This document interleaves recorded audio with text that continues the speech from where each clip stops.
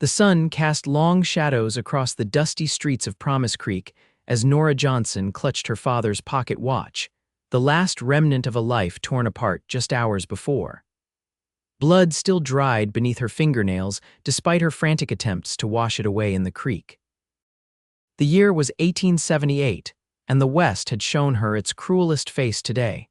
Nora's heart pounded in her chest as she darted between buildings, the distant sound of hoofbeats growing louder. The Blackwell Gang had found her father's homestead that morning, demanding payment for protection they'd never offered.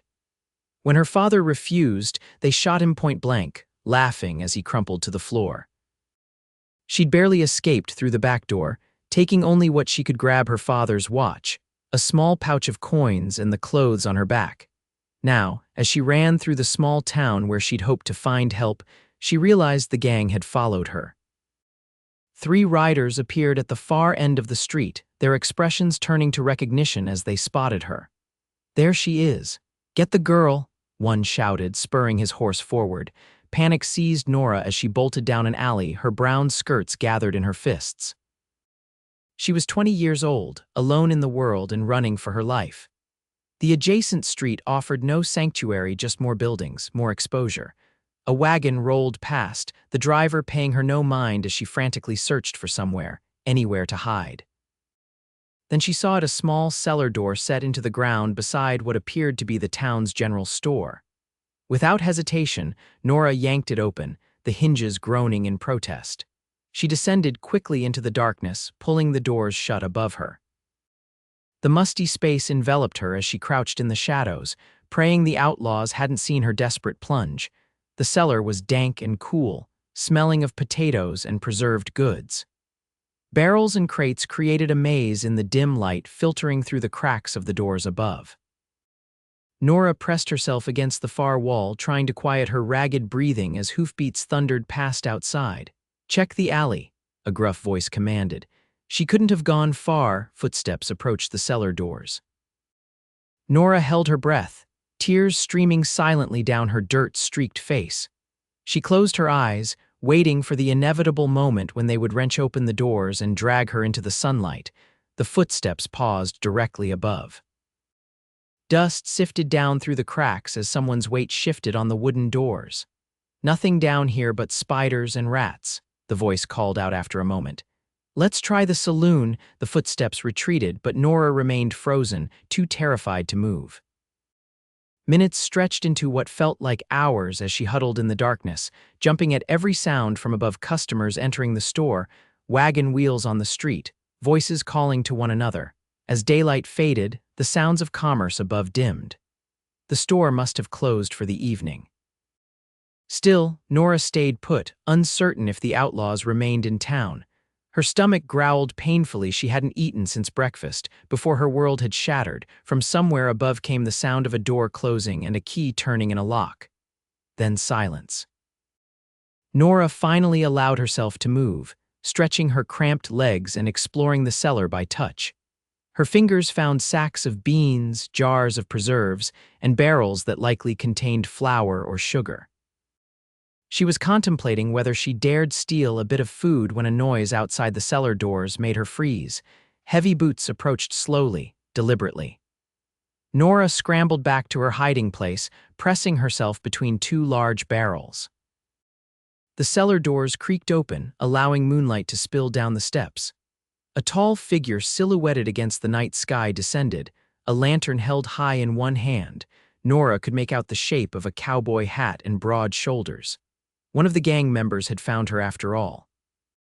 She searched desperately for a weapon, her hand closing around a glass jar.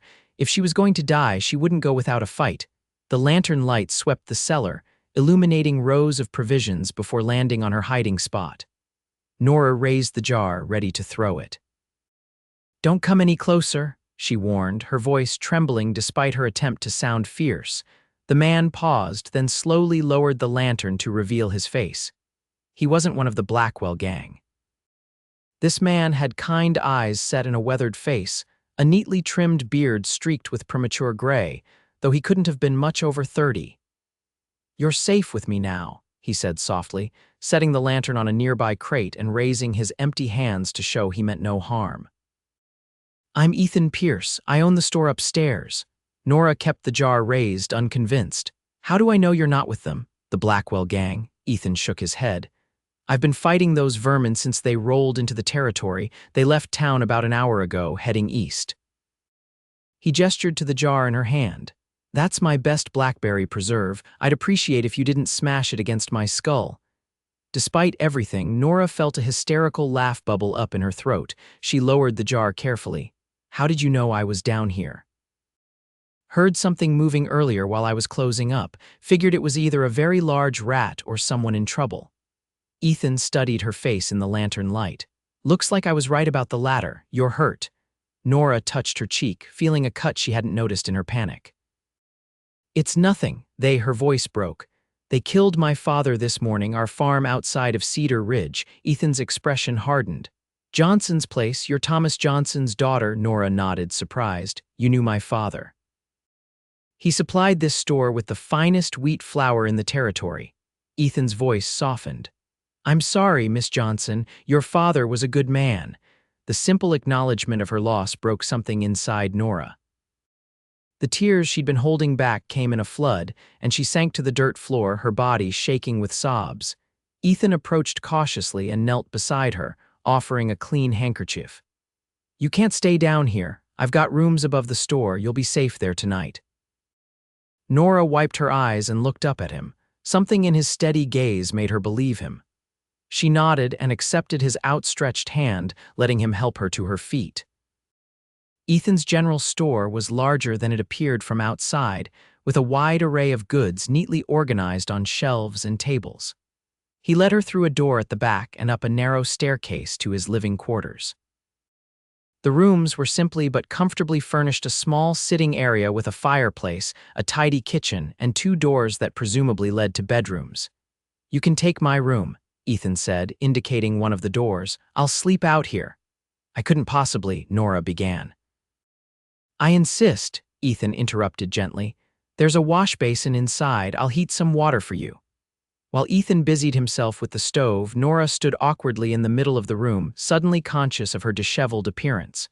Her dress was torn and dirty, her hair falling from its pins. I must look a fright, she murmured. Ethan glanced over his shoulder. You look like someone who's survived a terrible day, he replied simply. That's nothing to be ashamed of. There was something disarming about his straightforward manner. Nora relaxed slightly as Ethan prepared a simple meal of bread, cheese, and cold chicken. She hadn't realized how ravenous she was until the food was before her, and she had to force herself to eat slowly. The Blackwells have been terrorizing homesteaders for months, Ethan explained as they ate. Marshall's been trying to gather a posse, but folks are scared. Those outlaws have killed 6 men that we know of. 7 now, Nora said quietly. Ethan's eyes darkened with anger. I'm sorry you had to witness that. No one should have to see their kin murdered. I didn't just see it, Nora whispered. I shot one of them. After they killed Pa, they started searching the house. I grabbed Pa's rifle from under the bed, and when one of them came into my room. Her hands trembled at the memory. I don't know if I killed him, but he went down. The others started shouting, and I ran out the back door. Ethan nodded, a new respect in his eyes. That would explain why they're so determined to find you. You're a witness and you hurt one of their own. What am I going to do? Nora asked, the reality of her situation crashing down on her again. I can't go home. I have nowhere to go. You'll stay here until we figure something out, Ethan said firmly. The store's well known in town. Even the Blackwells wouldn't dare cause trouble here in broad daylight. But I can't impose. It's not an imposition, Ethan interrupted. It's the right thing to do. That night, Nora slept in Ethan's bed, surrounded by the unfamiliar scents of tobacco and bay rum. Despite her exhaustion, sleep came in fitful bursts, interrupted by nightmares of her father's death and the outlaw she'd shot. Each time she woke gasping, the reality of her situation hit her anew. Her father was gone. Her home was lost to her. She was alone in the world, dependent on the kindness of a stranger. Morning brought bright sunlight streaming through the window and the smell of coffee brewing. Nora rose and straightened her rumpled clothes as best she could. wishing for a change of garments. When she emerged from the bedroom, Ethan was at the stove frying eggs. "Good morning," he said, glancing up with a small smile. "Sleep well as could be expected," Nora replied honestly. "Thank you for the bed." "You're welcome to it as long as you need," Ethan said, sliding eggs onto 2 plates. "I've been thinking about your situation. The Blackwells won't give up easily, but they can't hang around town forever. They've got other territories to terrorize. So I just hide here indefinitely." The prospect made Nora's chest tighten with anxiety. "Not indefinitely, no." Ethan set the plates on the small table. "I've sent word to Marshal Williams in Cedar Ridge about what happened. He should be here by tomorrow. In the meantime, I thought you might help me in the store." "Might keep your mind occupied," Nora considered the offer. "I'd like to be useful." "Good." Ethan nodded, looking pleased. "I've also asked Mrs. Holbrook from the dress shop to bring over some garments for you. She's a widow about your size." Tears pricked at Nora's eyes at this unexpected kindness. "Thank you. I'll pay you back, of course. I have some money. We'll worry about that later," Ethan cut in gently. "For now, just eat your breakfast." The day passed in a blur of activity. Ethan opened the store at 8 o'clock sharp, and Nora stayed upstairs until Mrs. Holbrook arrived with a bundle of clothing, 2 serviceable dresses, undergarments, and a shawl. The older woman clucked sympathetically over Nora's story, but asked few questions, for which Nora was grateful. After changing into a blue calico dress that fit her well enough, Nora ventured downstairs to help in the store. Ethan put her to work straight away, explaining the organization system and teaching her how to wrap parcels. He introduced her to customers as Miss Johnson, my new assistant. Without further explanation, Nora found comfort in the routine tasks. Taking inventory, dusting shelves, and helping customers gave her something to focus on besides her grief and fear. She observed Ethan with his customers kind but not overly familiar, fair in his dealings, generous with those who were clearly struggling. By closing time, Nora was exhausted but felt more settled than she had since her father's death. As Ethan locked the front door and pulled down the shades, she found herself studying him more openly. He moved with an easy grace unusual for a man of his size. His hands were large but dexterous as he counted the day's earnings. "You're good with people," Nora commented as they climbed the stairs to the apartment. Ethan shrugged. "Part of the job, a storekeeper hears everything, knows everyone's business. You learn to be discreet." "Is that why no one asked about me today?" "Partly," Ethan admitted. "Also, folks around here mind their own business. It's safer that way." After supper, they sat before the small fireplace, the spring evening bringing a chill to the air. Ethan smoked a pipe while Nora darned a tear in one of her new dresses. "May I ask you something personal?" Nora ventured after a comfortable silence. Ethan exhaled a plume of smoke. "You may ask. Can't promise I'll answer." "How does a man like you end up running a store in a town like Promise Creek? You don't seem like someone who's spent his life behind a counter." A smile tugged at the corner of Ethan's mouth. "Perceptive. No, I wasn't always a storekeeper. I was a Texas Ranger for 10 years. Nora's eyebrows rose in surprise. "A ranger? What happened?" Ethan tapped his right leg. "Took a bullet here during an ambush 3 years ago. Never healed quite right. Can't ride for more than an hour without it paining me something fierce." He drew on his pipe thoughtfully. "My uncle owned this store. When he passed, he left it to me. Seemed like a sign from above. Do you miss it? Being a ranger?" "Sometimes," Ethan admitted. "Miss the purpose of it, the feeling that I was making a difference, but I don't miss the killing." His eyes grew distant. "Did too much of that, saw too many good men die." Nora studied him in the firelight, seeing the lines of experience etched in his face. "Is that why you're helping me?" "Old habits," Ethan considered her question. "Maybe partly, but mostly it's because it's the right thing to do." He set his pipe aside. "What about you? What were your dreams before yesterday?" The question caught Nora off guard. "Dreams? Surely a young woman like you had plans beyond your father's farm." Nora looked down at her hands, remembering.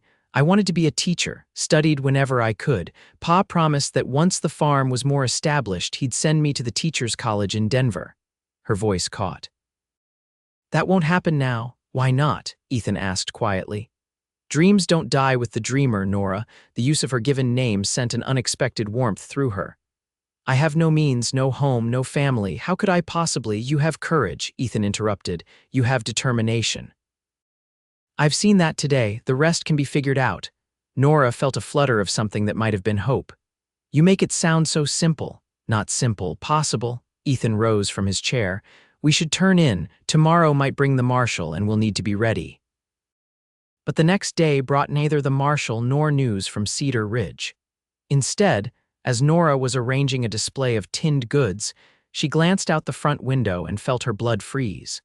3 men were dismounting across the street, members of the Blackwell Gang. She recognized the leader instantly, a tall man with a scar running from his eye to his jaw. Ethan, she whispered urgently. They're here. Ethan moved to the window, his expression hardening as he spotted the men. Go upstairs, lock the door behind you. What about you? I'll handle this. Ethan reached under the counter and pulled out a revolver, checking it quickly before tucking it into his waistband, hidden by his vest. Go now.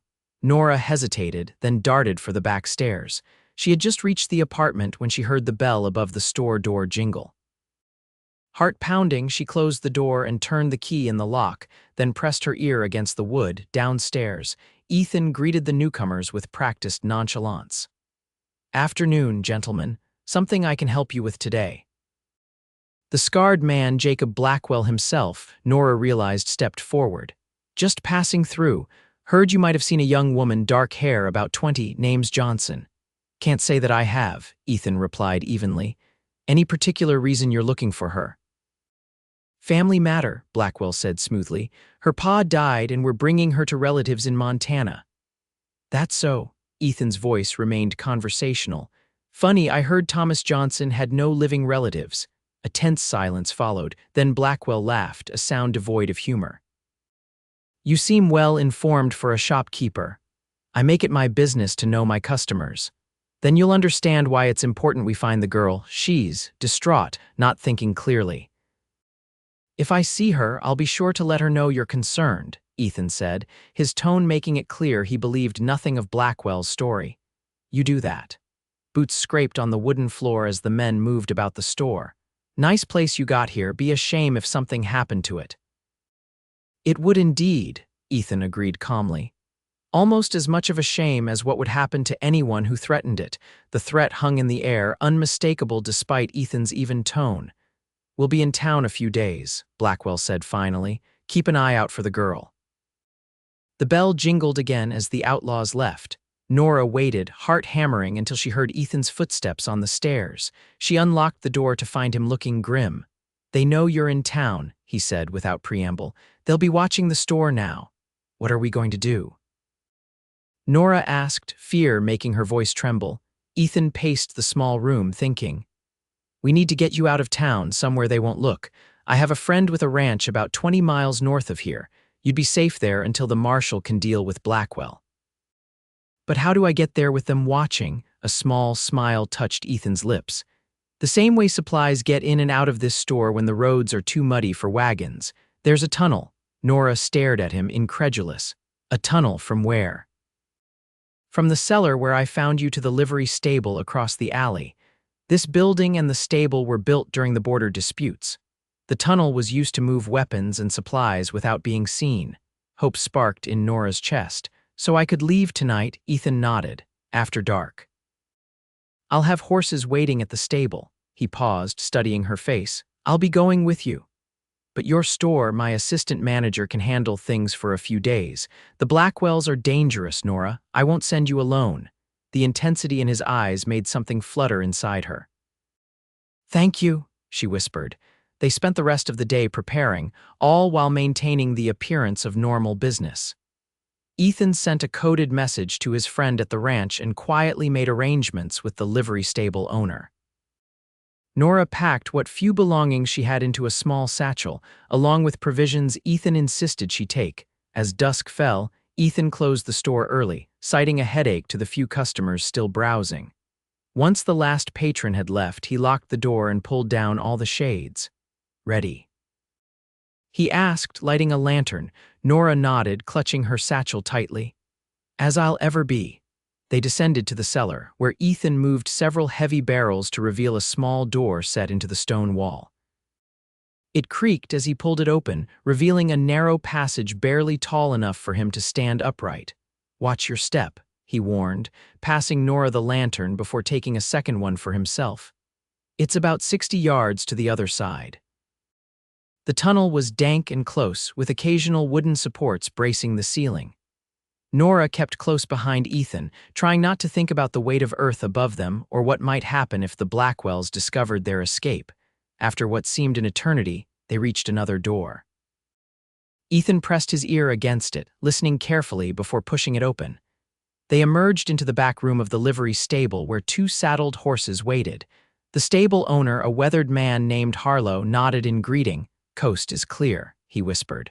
"Blackwell's men are at the saloon." "Been there since sundown. We'll need to move quickly," Ethan said, helping Nora mount one of the horses, a gentle mare with a white blaze. "Stay close to me and keep quiet."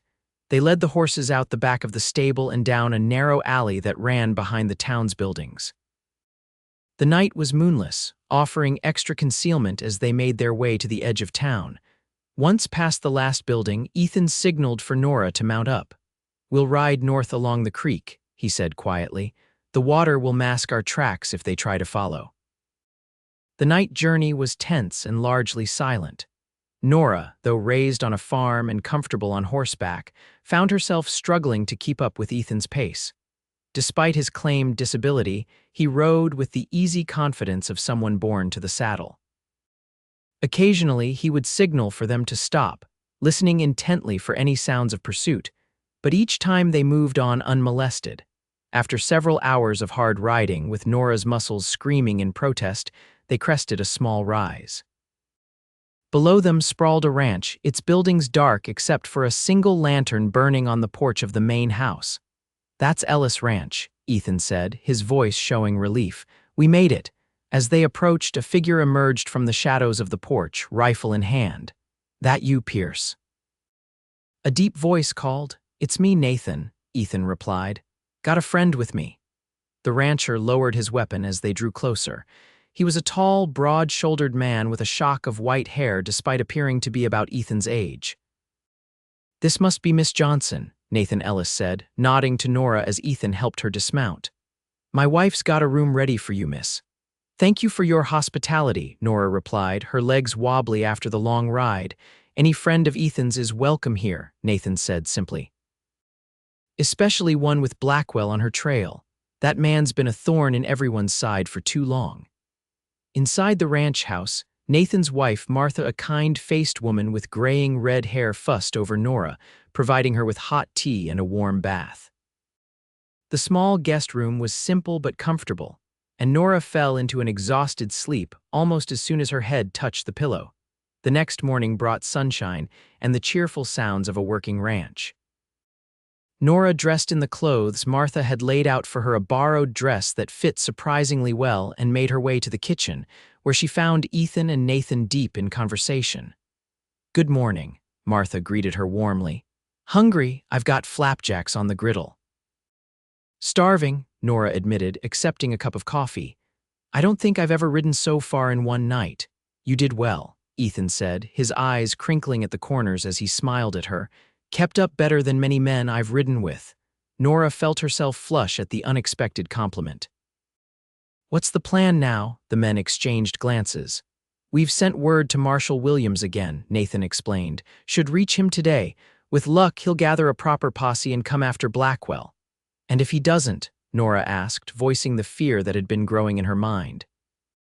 "Then we take matters into our own hands," Ethan said firmly. "But one step at a time. For now, you're safe here." The days at Ellis Ranch fell into a pleasant rhythm. Nora, unwilling to be idle, insisted on helping Martha with household tasks and even learning some of the work around the ranch. Ethan often joined Nathan checking on the cattle or repairing fences, though Nora noticed he would rest his right leg when he thought no one was watching in the evenings. They gathered in the main room of the ranch house, sharing stories and sometimes music when Nathan brought out his fiddle. Nora found herself watching Ethan during these moments, noticing the way his face relaxed in the lamplight. The deep rumble of his laugh when Nathan told an outrageous tale, the gentleness of his hands as he whittled small figures from wood. On the fourth night, as Martha and Nathan retired early, Nora and Ethan sat on the porch, enjoying the cool evening air. The silence between them was comfortable, filled with the chirping of crickets and distant coyote calls. "You seem at home here," Nora observed, watching Ethan's profile in the dim light. He nodded, rolling a cigarette between his fingers. "Known Nathan since we were boys. We grew up together in San Antonio before I joined the Rangers and he headed north to start ranching." "Why didn't you become a rancher? Seems to suit you better than storekeeping." Ethan lit his cigarette, the brief flare illuminating his thoughtful expression. "Maybe so, but a store is a different kind of useful. People need supplies, news, a place to gather. I like being that for Promise Creek." "You're a good man, Ethan Pierce," Nora said softly. "Not many would have done what you've done for me." Ethan turned to look at her, his gaze intense. "Any decent man would have." "No," Nora shook her head. "They wouldn't. My father was a good judge of character. He always said most folks will help when it costs them nothing, but real goodness shows when helping brings risk." She reached over impulsively and touched his hand. "You risked everything for a stranger." Ethan's fingers closed around hers, warm and calloused. "You're not a stranger anymore, Nora." The simple statement carried a weight that made her breath catch. In the days since her father's murder, she'd had little time to consider anything beyond survival. But sitting here with Ethan, his hand holding hers, Nora realized that something had changed between them. Something unexpected and fragile was growing. Before she could respond, hoofbeats in the distance broke the moment. Ethan was on his feet immediately, hand moving to the gun at his hip. "Get inside," he said, his voice low and urgent. "Wake Nathan." Nora hurried into the house, her heart pounding. She found Nathan already up, rifle in hand. "Riders coming," she explained quickly. Nathan nodded grimly. "Martha, get Miss Johnson to the root cellar," he instructed his wife, who appeared in the hallway clutching a shawl around her nightgown. "I won't hide again," Nora said firmly. "Not while others risk themselves for me." "This isn't a discussion," Ethan said, entering the house. "There are at least 5 riders approaching. If it's Blackwell, then I'm the one they want," Nora finished. "I won't put your friends in danger." Ethan crossed to her in 2 strides, his hands gripping her shoulders. "Listen to me. You testified that those men murdered your father. With your testimony, the marshal can hang Blackwell legally. Without it, he walks free to kill again." His eyes bored into hers. "Your life matters, Nora." "Not just to me, but to justice." The intensity in his voice struck her. "To you," a fleeting smile crossed his face. "More than I expected. Now please go with Martha." This time Nora obeyed, following Martha through the kitchen to a small door set in the floor. The root cellar was shallow but well stocked, with shelves of preserved vegetables and fruits lining the walls. Martha lit a small lantern and set it on a barrel. "Stay quiet, child," she whispered. "Whatever happens up there, don't come out until one of us calls for you." Alone in the cellar, Nora pressed her ear to the trapdoor, straining to hear what was happening above. Muffled voices reached her, Nathan's deep rumble, Ethan's measured tones, and then unfamiliar voices growing louder and more insistent. Suddenly, a gunshot shattered the night, followed by shouting and the crash of furniture. More shots rang out and Nora pressed her hands to her mouth to stifle a scream. The floor above her vibrated with running feet and the sounds of struggle. Then came a sound that chilled her blood, Martha's cry of pain. Without thinking, Nora pushed open the trapdoor and climbed out. The kitchen was empty, but the sounds of fight came clearly from the main room. Nora grabbed a cast iron skillet from the stove and crept forward. The scene in the main room was chaos. Nathan was on the floor, bleeding from a wound to his shoulder. Martha knelt beside him, her face ashen. Ethan stood with his back to the wall, gun drawn, facing 3 men, Jacob Blackwell and 2 of his gang. 2 other outlaws lay motionless on the floor. "Come out, girl," Blackwell shouted, apparently unaware that Nora was already in the room. "Come out or I'll put a bullet in your protector's head." "I'm here," Nora said, stepping forward with the skillet clutched behind her back. "Let them be." All eyes turned to her. Ethan's face showed dismay and fear, not for himself, she realized, but for her. Well, Blackwell drawled, a cruel smile spreading across his scarred face. The witness herself. You've led us on quite a chase, Miss Johnson. Leave these people alone, Nora said, struggling to keep her voice steady. It's me you want, indeed it is. Blackwell gestured with his gun. You shot my brother, put a bullet in his lung. He died slow, choking on his own blood. He was trying to hurt me, Nora replied. After your men murdered my father in cold blood. Business is business, Blackwell shrugged. Your pa should have paid up. You're a coward, Ethan spat.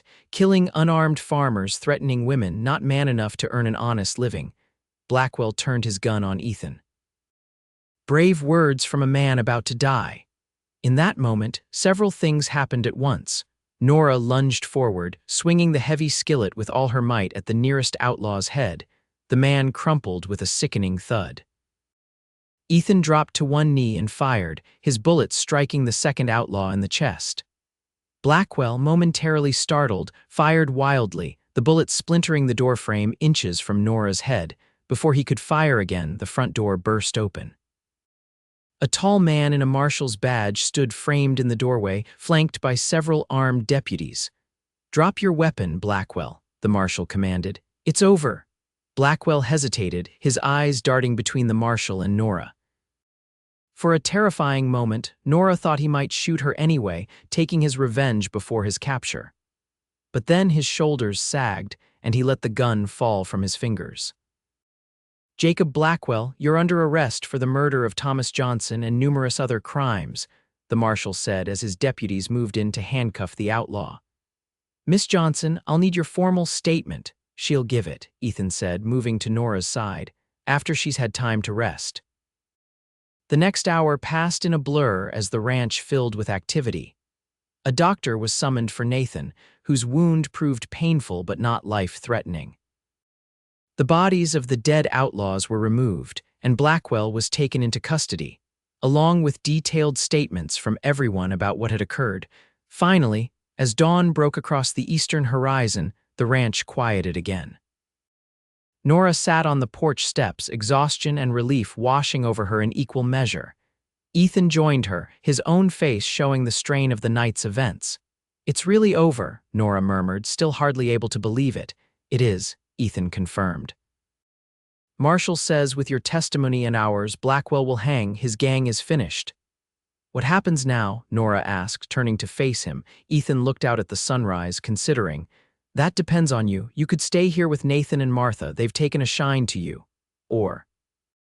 He hesitated. Or, Nora prompted, or you could come back to Promise Creek with me.